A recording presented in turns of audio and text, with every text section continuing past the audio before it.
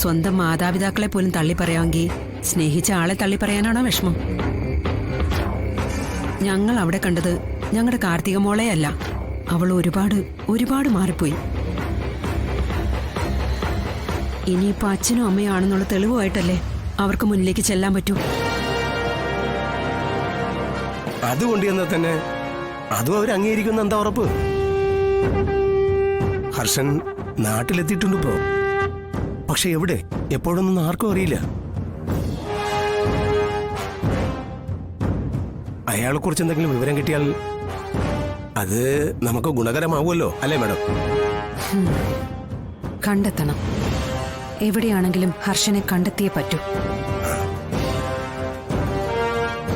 അയാളെ കൂടി മുൻനിർത്തി വേണം ഇനി സത്യാമ്മയെ കാര്യങ്ങൾ ബോധ്യപ്പെടുത്താൻ.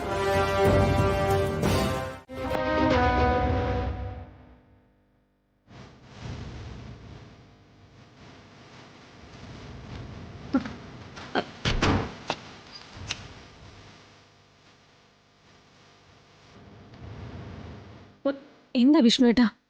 ഞാൻ ചോദിക്കുന്ന ചോദ്യങ്ങൾക്ക് സത്യസന്ധമായിട്ടുള്ള മറുപടി പറയണം.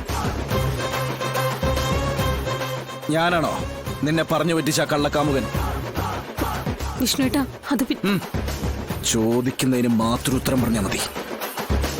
എന്റെ നിവൃത്തികേട് കൊണ്ടാ. ഇനി നീ നിന്റെ പഴംപുരാണം പറയാൻ നാവ് ഉയർത്തിയാണ്ടല്ലോ ഈ വിഷ്ണുന്റെ പഴയ രൂപം നീ കാണും കേട്ടാ. അത് നിനക്കൊരുപക്ഷെ താങ്ങാൻ പറ്റിയെന്ന് വരില്ല. അതുകൊണ്ട് ചോദിക്കുക, നിന്റെ ആ കാമുകൻ ഞാനാണോന്ന് പറയടി. അല്ല. പിന്നെന്തിനാ നീ അവരുടെ മുമ്പിൽ വെച്ച് എന്റെ പേര് പറഞ്ഞേ? എന്നെ ഇവിടുന്ന് ഇറക്കി വിടാതിരിക്കാനാ.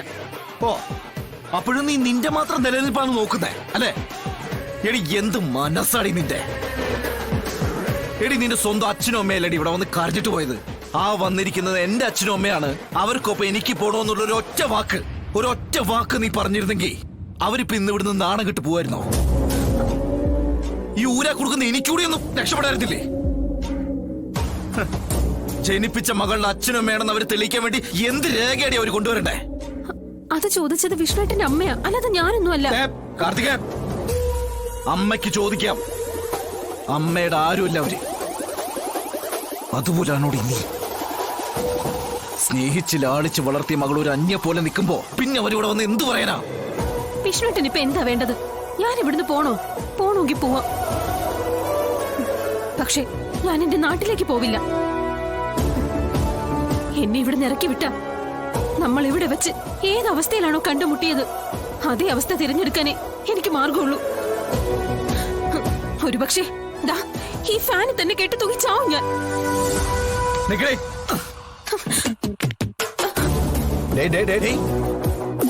നീ എന്നെ ആത്മഹത്യ ഭീഷണി മുഴുക്കി പേടിപ്പിക്കാനാ? ഞാൻ എന്റെ സാഹചര്യം പറഞ്ഞതാ. വിഷ്ണുവേട്ടന് അതേത് രീതി വേണമെങ്കിലും എടുക്കാം. എടി, എന്റെ സാഹചര്യം നീ എന്താടി മനസ്സിലാക്കാത്തേ? എനിക്ക് എന്റെ നിരപരാധിത്വം തെളിയിച്ചേ പറ്റൂ. അതിന് നീ എന്നെ സഹായിച്ചേ ഒക്കൂ. ഞാൻ എന്ത് ചെയ്യാനാ വിഷ്ണുവേട്ടൻ ഈ പറയുന്നേ? ഞാൻ നിന്നെ പ്രേമിച്ചിട്ടില്ലെന്നും നിന്റെ കഴുത്തി താലി കെട്ടിയിട്ടില്ലെന്നും എനിക്കൊരു വെള്ള പേപ്പറിൽ എഴുതി ഒപ്പിട്ട് തരണം. നീ നിന്റെ നിലയിൽ പോക്കി മറ്റുള്ളവരെ ബലിയാടാക്കുന്നില്ലേ? അതുപോലെ ഞാൻ നിന്നെ ബലിയാടാക്കാനൊന്നും പോകുന്നില്ല. പക്ഷെ എനിക്ക് എന്റെ നിലനിൽപ്പ് നോക്കണം.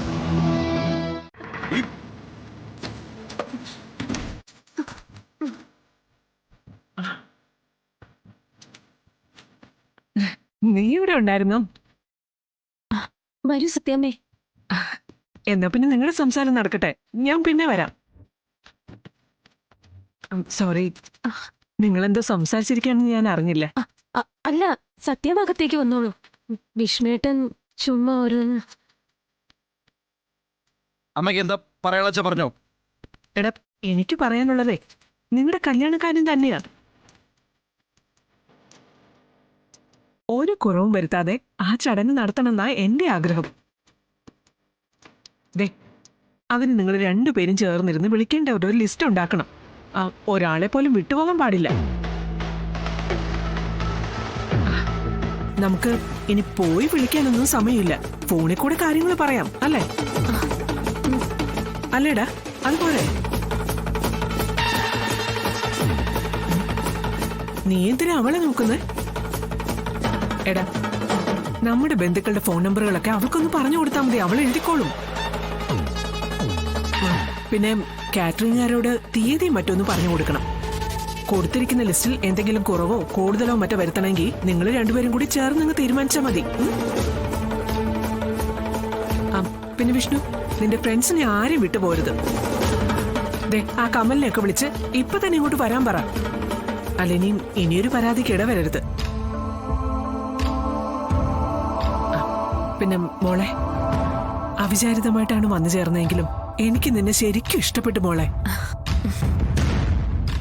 മനസ്സിന് ഇഷ്ടപ്പെട്ട ഒരു മരുമകൾ എന്റെ മകന്റെ ഭാര്യയായിട്ട് വരുന്ന സന്തോഷത്തിലാണ് ഞാനിപ്പോ.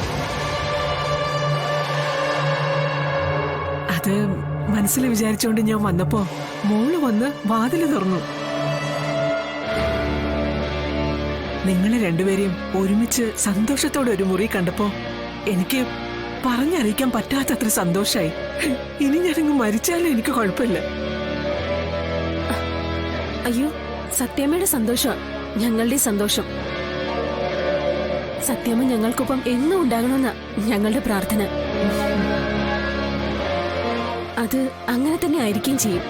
മോളെ, തൃപ്തിയായി, എന്റെ മനസ്സ് നിറഞ്ഞു. ദേ, ഇങ്ങനെയൊരു മരുമകളെ കിട്ടിയത് കഴിഞ്ഞ ജന്മത്തിൽ ഞാൻ ചെയ്ത നന്മയുടെ ഫലവാ.